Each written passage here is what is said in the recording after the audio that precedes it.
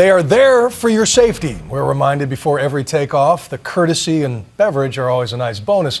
But maybe it's because most flight attendants are so predictably professional that today's episode in Dallas was so startling. It began when a member of the American Airlines cabin crew got on the intercom, mentioned her employer's recent bankruptcy filing, and then went on a rant so terrifying some passengers felt the need to get physical. Here's ABC's Pierre Thomas. This blood-curdling scream is what scared the hell out of passengers and made the children aboard American Airlines Flight 2332 cry. Our flight attendant on Flight 223 has gone nuts.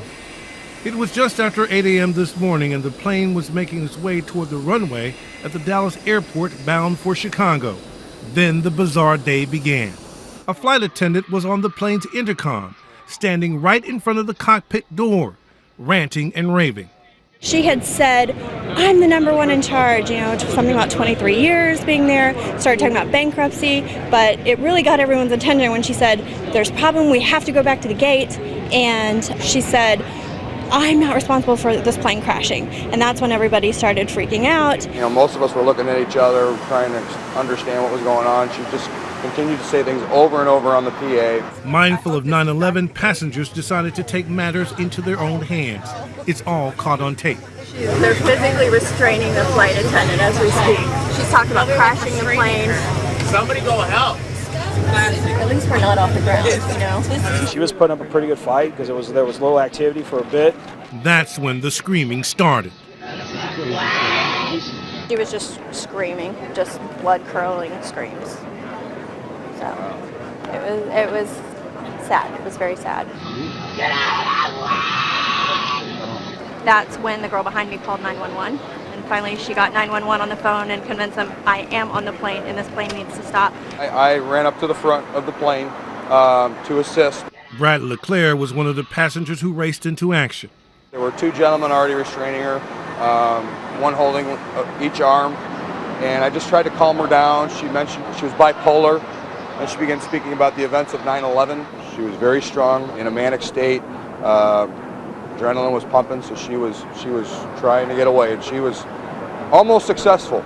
I told her to go back to her training. I said, what was the first thing you learned about being a flight attendant? And she said something. I said, no, remain what? And she said, calm. I said, so let's remain calm. LeClaire said the attendant made one more chilling statement before the police arrived and put her in handcuffs. And towards the end of this whole struggle, she did say, I'm going to kill them all. The struggle continued as police tried to take her away for psychiatric evaluation.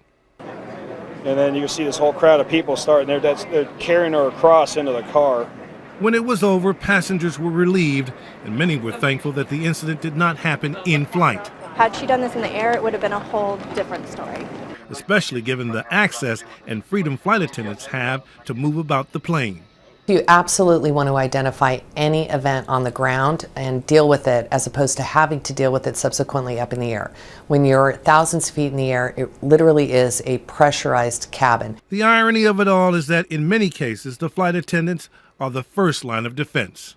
Today is really an unfortunate event because flight attendants are first responders, and that was opposite case today, that there were others that had to respond to this flight attendant who was obviously in need of help. Tonight, no charges have been filed. So far, police see this as a case of a troubled woman, more so than a crime. American Airlines emphasized that travelers were never in danger and that the passengers, while delayed, did eventually make it to Chicago, albeit a bit shaken. I will never get that sound of her screaming out of my head. For Nightline, I'm Pierre Thomas in Washington.